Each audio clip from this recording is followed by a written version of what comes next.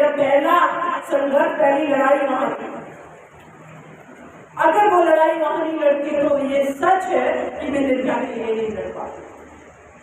तो लड़ाई तो कभी कभी, मैं इसीलिए कहती हूँ, हर किसी से कहती हूँ, अगर आप चाहते हैं आपके घर का बेटा या बेटी सशक्त बने तो उस बेटे बेटी को आप बोलना, पढ़ना, लिखना, पढ़ना सिखा दीजिए।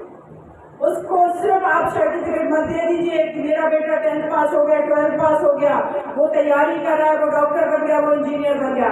ये सिर्फ एकेडमिक क्वालिफिकेशन है, इससे उसका एब्सोल्यूट कंप्लीट उसका विकास नहीं होगा। अगर उसका विकास चाहिए तो अपने बेटे को, बच्चों को घर से बाहर भेजिए, उनको लड़ना, भिड़ना, पढ़ना, डिबेट करना सब सिखाइए, गलत को गलत कहना सिखाइए अगर कोई गलत कर रहा है। उनको सिखाइए कि महात्मा ज्योतिबा फुले की जीवनी पढ़िए, उनको सिखाइए कि माता सावित्रीबाई फुले की जीवनी पढ़िए, उनको सिखाइए कि बाबा भीमराव अम्बेडकर जी को पढ़िए, जिन्होंने इतना संघर्ष करके भारत का संविधान लिख दिया। तो ये सब हमें सिखाना पड़ेगा, बशर्ते ये कहने की कि एक बेटा आया, उसने अपने पिताजी से एक सवाल किया कि पिताजी आप शराब क्यों पीते? तो हमारा अगला रिएक्शन क्या होता है? मैं बहुत आम बात कर रही हूँ, मेरी पहली तर्जुमे में भाषण देने नहीं आई हूँ। तेरी इतनी हिम्मत हमसे पूछ कैसे सकता? देखिए, समाज में जो लोग टॉप पर पहुंचे हैं ना, उनका विकास घर से शुरुआत हुई। किसी भी देश की, किसी भी समाज की सबसे छोटी इकाई परिवार है, और उस परिवार के अंदर अगर आपका बेटा और बेटी आपकी अपनी बात नहीं रख पा रहे हैं, मैं ये बात दावे के साथ कहती हूँ, वो दुनिया के सामने अपनी बात नहीं रख पाएंगे, क्योंकि परिवार जैसी इकाई में आपने उसको कमजोर कर दिया, वहां से उसको सशक्त बनाना। जिन बेटियों की मैं बात कर रही हूँ, आज भी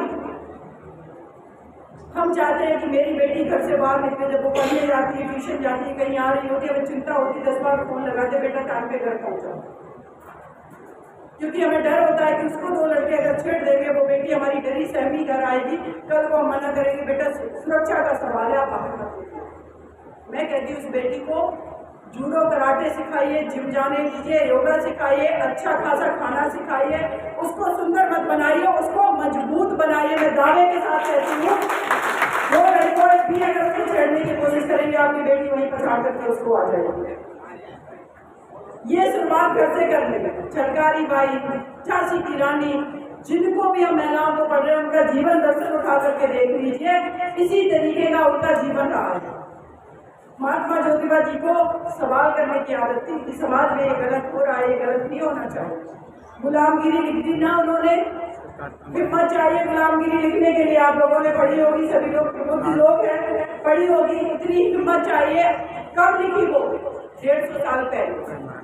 और आज हम जब सोशल मीडिया पे एक फेसबुक पोस्ट लिखते हैं तो लोग क्या करते हैं, ट्वीट पढ़ते हैं। सोशल मीडिया भी इतना, सरकार भी डर जाती है कि उस पोस्ट को ही वो म्यूट कर देते हैं, हम देख ही नहीं सकते। हमारे अधिकारों का वायलेशन होता है। लेकिन मैं कहती हूँ लिखते रहिए। कभी कभी हम ये बात करते हैं कि भाई जब हम इतिहास लेखन पढ़ते हैं तो तमाम लोगों ने इतिहास लिखा है, और इतिहास में हमारे महापुरुषों के बारे में तो ज्यादा लिखा नहीं।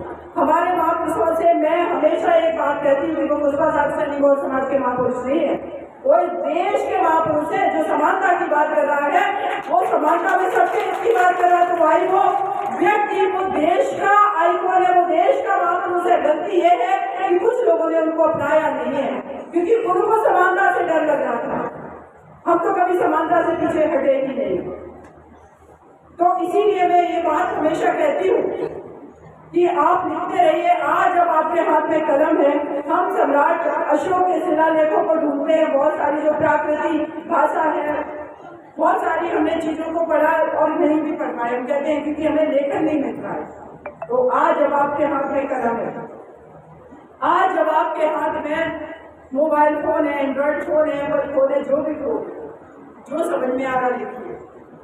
और रही बात पढ़ने की, तो आज मैं ये बात कहती हूँ कि हमें सिर्फ अपना ही इतिहास नहीं पढ़ना, हमें सिर्फ सम्राट चंद्रगुप्त मौर्य को नहीं पढ़ना, हमें सिकंदर को भी पढ़ना। हम सम्राट अशोक चंद्रगुप्त मौर्य सबके बारे में अगर हम बात करेंगे किसी भी मंच पे, तो अगर हमें बात ये भी करनी है कि उन्होंने हराया किसको था, सेल्यूकस के बारे में, सबके बारे में, तो हम उन्हीं उनकी हार को लोगों में सेलिब्रेट करेंगे और अपनी हम जय को सेलिब्रेट करेंगे। लड़ना भिड़ना कैसे उनसे सीखना है और किसी को पराजित कैसे किया जाता है, ये भी तो हमें इतिहास लेखन में पढ़ना है। जब भी किसी का हमें विरोध करना है, किसी की चीज गलत है, तो बिना उसको जाने विरोध नहीं करना है। इसीलिए मैं कहती हूँ जितने धार्मिक ग्रंथ पर, जिन चीजों पर जो आपको आडंबर लगता है, सबसे पहले उसको पढ़ लो। और जिस दिन उस चीज को पढ़ लिया, मैं दावे के साथ कहती हूँ, तर्क के साथ आप किसी के सामने बैठेंगे, जो व्यक्ति आडंबर की बात करेगा, कुरीतियों की बात करेगा, वो आपके आगे टिक नहीं पाएगा। इसीलिए हमें कभी भी हल्के में बात नहीं करती। और अपनी बेटियों को आज मैं कह रही हूँ कि आज सभी लोगों ने मुझे इतना सम्मान दिया। अगर मैं यहाँ पर बता रही हूँ 5 मेरे भाई बहने भी बैठे होते, मैं तब भी भाषण दे रही होती क्या, क्योंकि मेरा ये मानना है कि अगर कोई भी व्यक्ति, एक व्यक्ति भी मेरा इंतजार कर रहा, वो भी मेरे लिए उतना ही मूल्यवान है जितनी मैं खुद के लिए। तो मैं यहाँ पर आती और आप लोगों के बीच में ये बात रखती।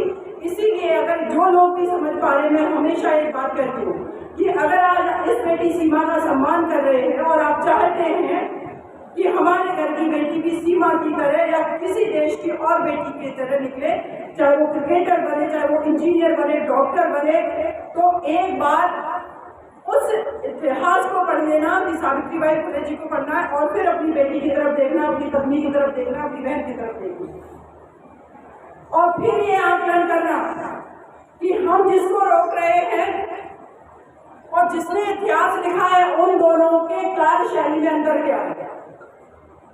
उसमें अंतर ये है कि जब हमारे घर की बेटी के ऊपर छींटा कसी होती है तो हम सोचते हैं कि उसको घर में बैठा लें, उसके लिए लड़ना नहीं।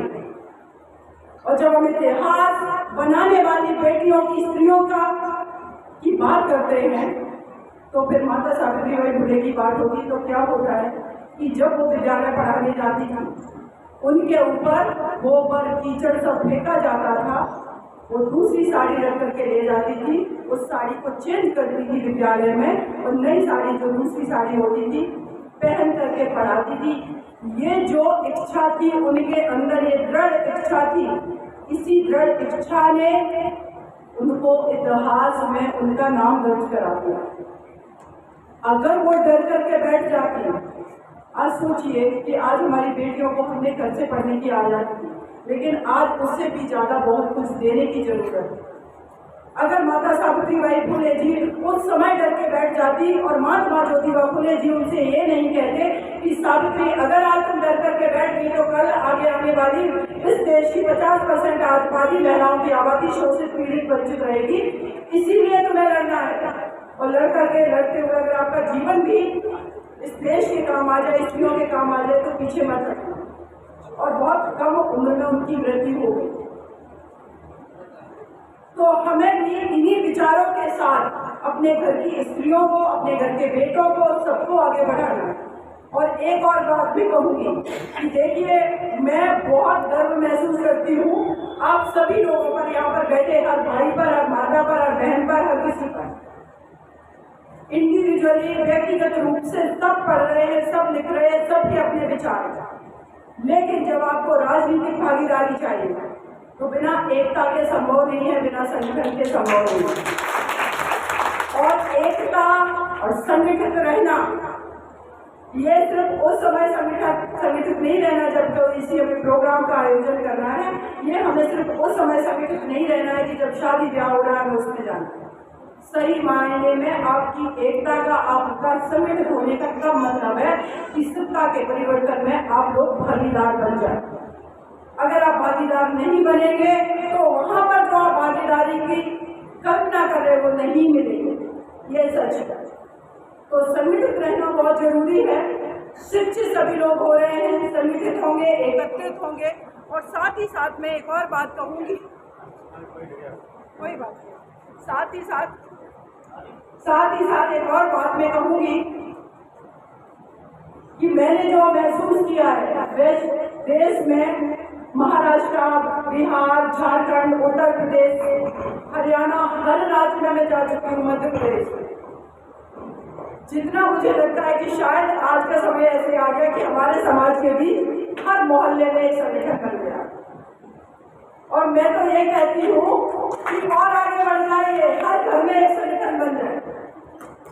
लेकिन जब बात आए समाज के उत्थान की, तो वो हर एक व्यक्तिगत रूप से बना संगठन देश का एक संगठन दिखना चाहिए। जिस दिन ये भावना आ गई, आज मैं आपके मंच पे दावे के साथ बात कहती हूँ, चाहे वो टिकट बंटवारे की बात हो, चाहे और कोई बात हो, आपको पूछे बिना कोई आगे नहीं बढ़ पाएगा। हरियाणा में कुछ समय पहले की बात है, एक प्रोग्राम का आयोजन था, मंच पर एक उप मुख्यमंत्री वहां पे बैठे हुए थे। इस चुनाव के काफी पहले की बात है, 2-3 साल पहले की बात है। तो वहां पर सभी भाई बात कर रहे थे कि हमारे समाज को इतना टिकट मिलना चाहिए, इतना। मैंने कहा टिकट हम क्यों मांगे, हम टिकट बांटने वाले क्यों नहीं बन सकते? अगर संख्या इतनी ज्यादा है तो हम किसी और से क्यों ये बोले कि मुझे टिकट दे दो, मुझे टिकट दे दो।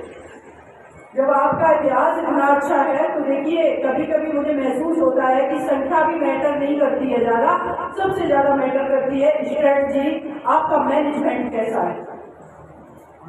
और ये चीजें अगर एकत्रित होकर के, संगठित होकर के, एकजुट होकर के, शिक्षित होकर के, जागरूक होकर के आ गई, मैनेजमेंट भी कर लिया, तो मुझे नहीं लगता चाहे वो उत्तर प्रदेश हो या कोई भी राज्य हो, फिलहाल तो हरियाणा है, बिहार है, अगर हम समाज की बात करें, उत्तर प्रदेश है, हर जगह पर आपके बड़े भाई के रूप में आपके पॉलिटिशियन जो है, नेता बैठे, वो किसी भी पार्टी के हो, वो फर्क नहीं पड़ता है। अल्टीमेटली समाज का उत्थान हो रहा है, समाज के लोग हैं, तो हम पार्टी की आइडियोलॉजी के साथ मैच नहीं कर सकते, लेकिन उस समाज के व्यक्ति के साथ तो खड़े हुए हैं। और ऐसा होना चाहिए, आलोचना होनी चाहिए पॉलिटिकल। जब सामाजिकता की बात आए तो हमारा कोई दुश्मन नहीं है, मेरे सब अपने लोग हैं। और समाज से जब ऊपर उठने की बात आए तो इस देश का हर व्यक्ति मेरा अपना व्यक्ति है, और जो मेरा देश का व्यक्ति है वो मेरा अपना व्यक्ति है। तो जिसके अंदर ये भावना है, भारत का संविधान कहता है कि वो आर्टिकल 14 से लेकर के 15 तक समानता की बात कर रहा है, और जो समानता की बात करेगा वो इस देश पर राज करेगा। लेकिन ये बातें अभी हमें अप्रासंगिक लग सकती हैं, क्योंकि जो माहौल है उसमें तो इस भागीदारी को बहुत मुश्किल है, लेकिन कुछ भी असंभव नहीं है, इस चीज में मैं विश्वास रखती हूँ। सब कुछ संभव है, और इसके लिए बहुत सारे उदाहरण है, पूरा इतिहास भरा पड़ा हुआ।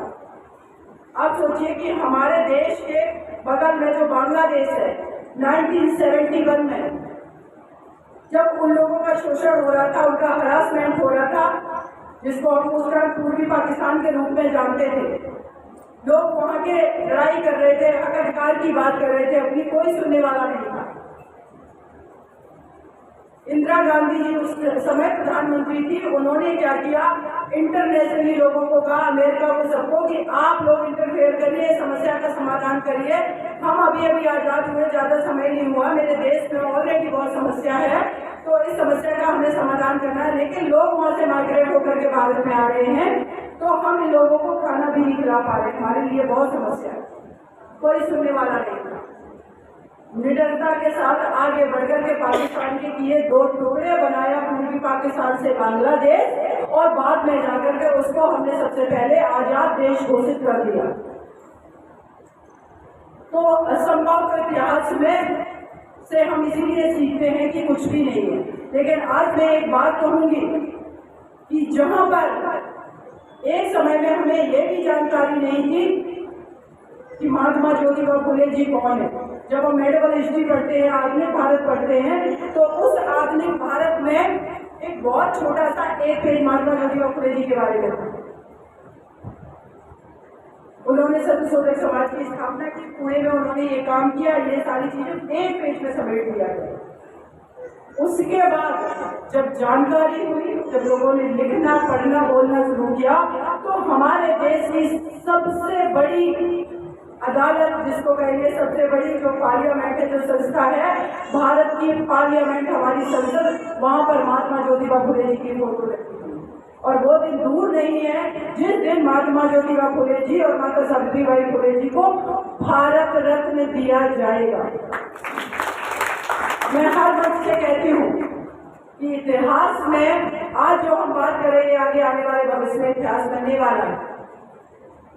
और आज हमारी बातों को, हमारी मतलब आप सभी की किसी की भी बातों को, जो बातें प्रासंगिक हैं, कोई मानता नहीं है, कोई सुनता नहीं है, उनकी प्रासंगिकता आने वाले भविष्य में होगी, उन पीढ़ियों को होगी। और आज जो आप कहेंगे वो कल इतिहास बनेगा, आज जो आप करेंगे वो इतिहास बनेगा। आप ये सोच करके आज ये काम मत करिए कि हमें इसका कुछ पर्सनल बेनिफिट, इंटरेस्ट मिल जाए, हमारा कुछ हित हो जाए और उस हित हो जाने से हमारा घर समृद्ध हो जाएगा। नहीं, आप इंडिविजुअल तो समृद्ध हो जाएंगे, लेकिन इतिहास में नाम आप दर्ज नहीं करा पाएंगे। और इतिहास में नाम दर्ज कराना ये कोई लालच नहीं है। इतिहास में नाम दर्ज ही उन लोगों का होता है जो कुछ समाज के लिए, देश के लिए करते हैं।